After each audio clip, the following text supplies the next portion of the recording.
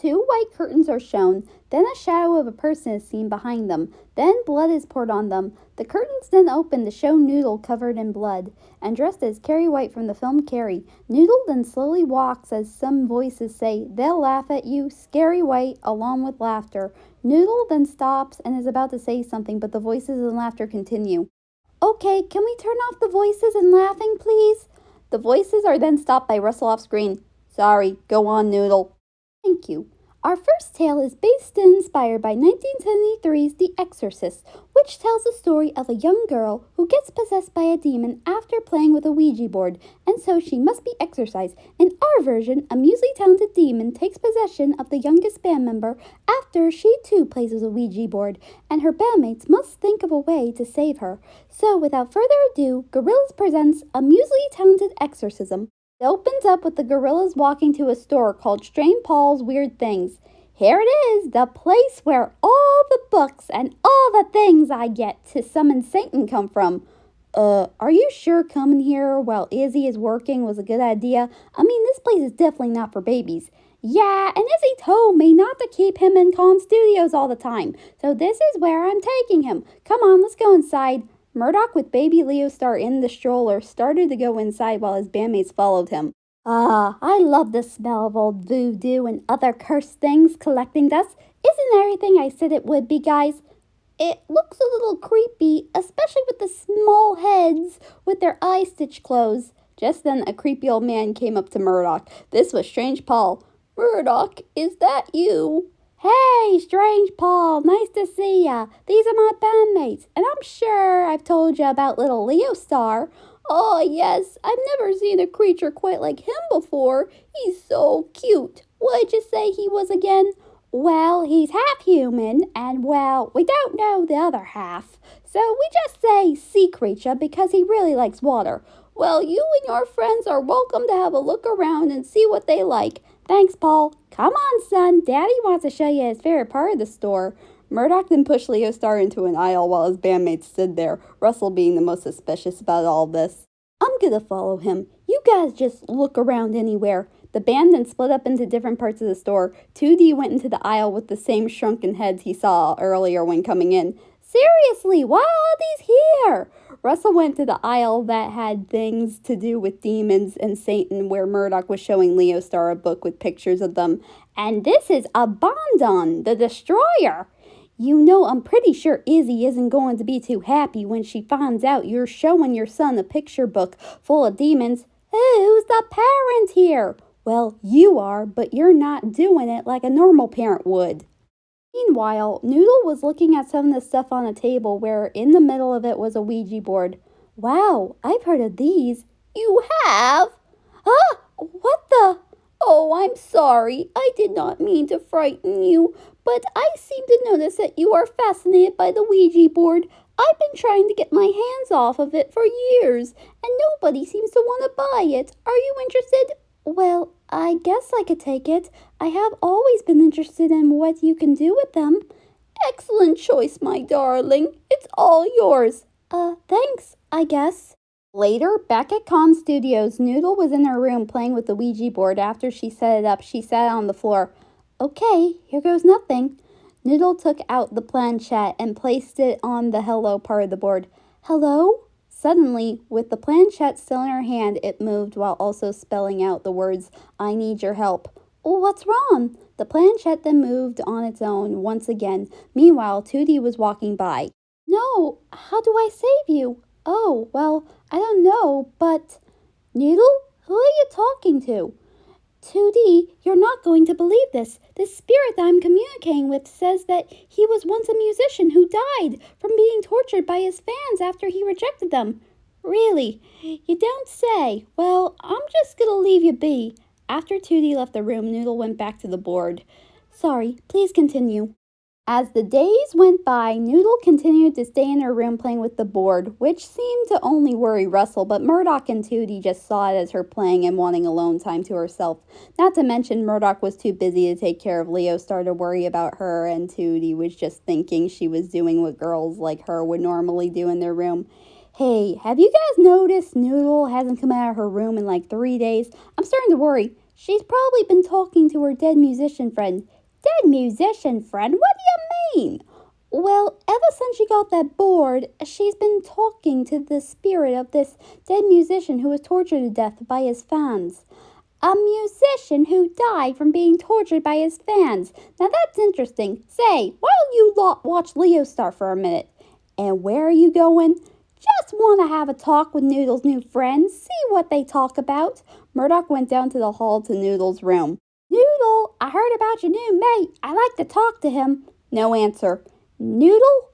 Murdoch opened the door only to see Noodle sitting in the middle of her room in the dark with candles around both her and the board.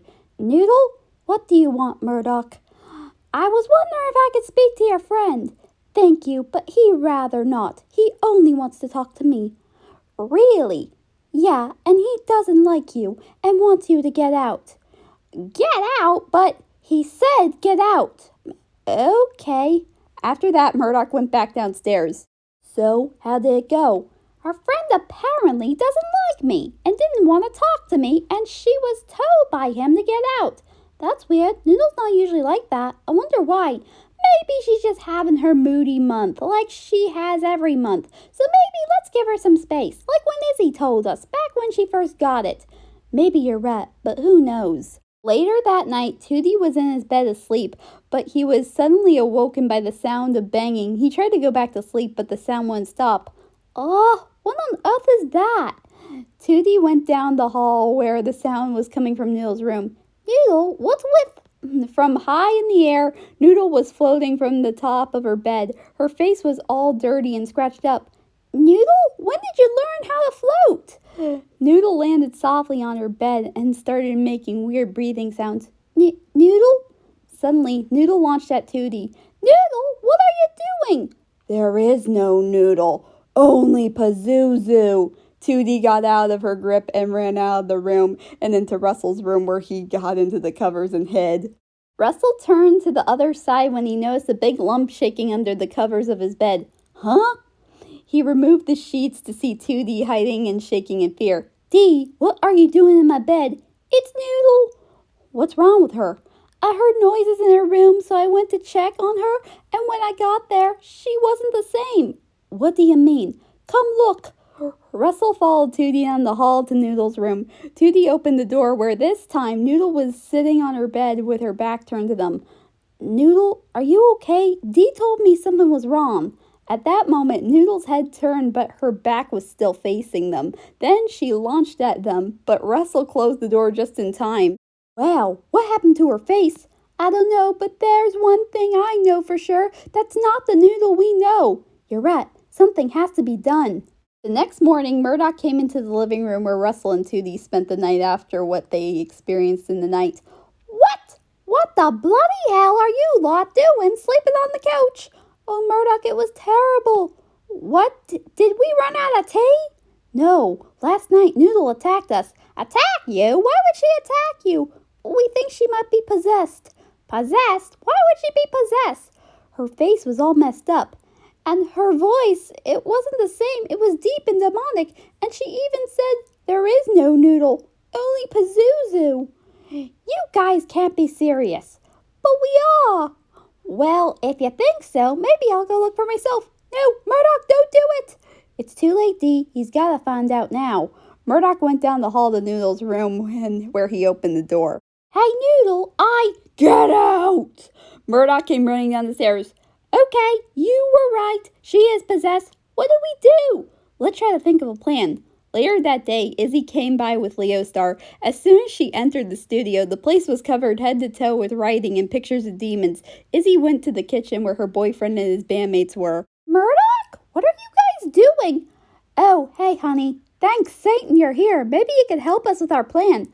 Plan? What plan? Noodle's been possessed, so we're trying to think of what to do. And so far, we haven't had the best of luck. Well, have you guys tried calling an exorcist?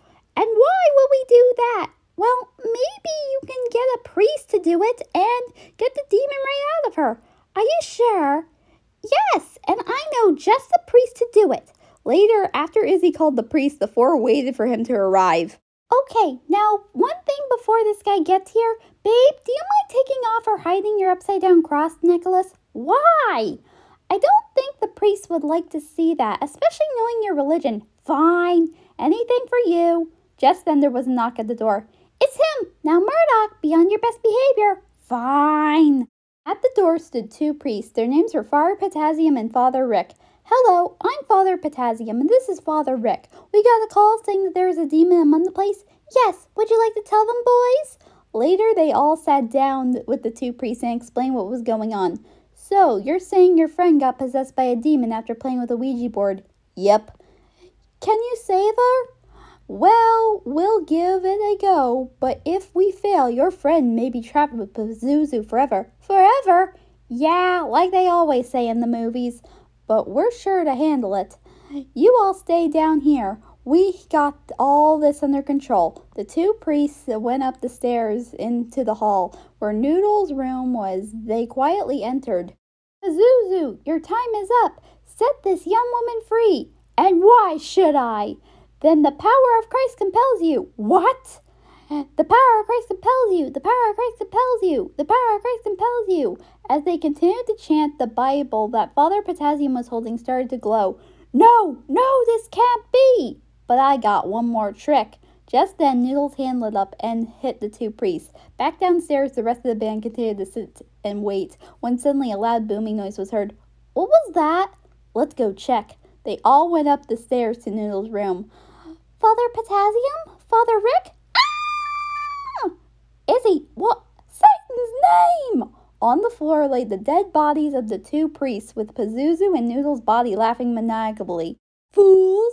You cannot stop me, not as long as I'm in your friend's body. There is nothing you could do. Now what? At that moment, Leo Star came in holding the picture book that his dad brought for at the store.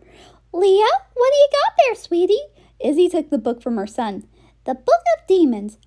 Murdoch, have you been reading these type of books to him? Well, yes, but only because he likes the pictures. And how many do I have to say? You shouldn't be reading those to him. Guys, wait, look at the picture. On the page was a demon with the name Pazuzu next to it. Pazuzu! This is the demon that's possessing Noodle, and it says that its weakness is music. That's it! I got an idea! Later, everyone came into the room. Pazuzu, this ends now! Give us back Noodle or else! Or else what? Now, guys! At that moment, Tootie and Russell came in with a boom box that was playing Dare at a high volume. No! Yes, louder, guys! Russell turned up the volume on the box. Let's add a little light show, shall we? Tootie pushed a button on the wall, then stage lights came down from the ceiling. No! The lights! I can't take it! Pazuzu lay back down on the bed and screamed in agony. Then a big explosion happened. Then the music and lights stopped. The room went dark, but then the lights came back on. In her bed, Noodle was unconscious and her face was back to normal. Her bandmates went to her bed to see if she was okay. Noodle? Is she dead? She can't be. Guys, look! Noodle started to slowly open her eyes. Oh, thank goodness. Oh, my head. Noodle! Guys, what happened? The band all went in for a group hug. Okay, are any of you going to tell me what happened? Later, after being told about Pazuzu possessing her and killing two priests, Noodle went to the back of Con Studios with the Ouija board and threw it in the dumpster. Well, that takes care of that. And this too. Izzy then took the demon book, and threw it out as well. Aw, but honey, from now on, you'll be reading him Dr. Seuss and any other preschool-age book. Okay. Hey, at least it's over, and we could all forget about it. Yeah, you're right, Russ. Why don't we all go inside and have a nice cup of tea? As the gang walked back to the front of Con Studios, the Ouija board stood there in the dumpster. Then Pazuzu's face appeared on the cover. Ha ha ha ha ha ha ha ha ha ha ha ha ha ha.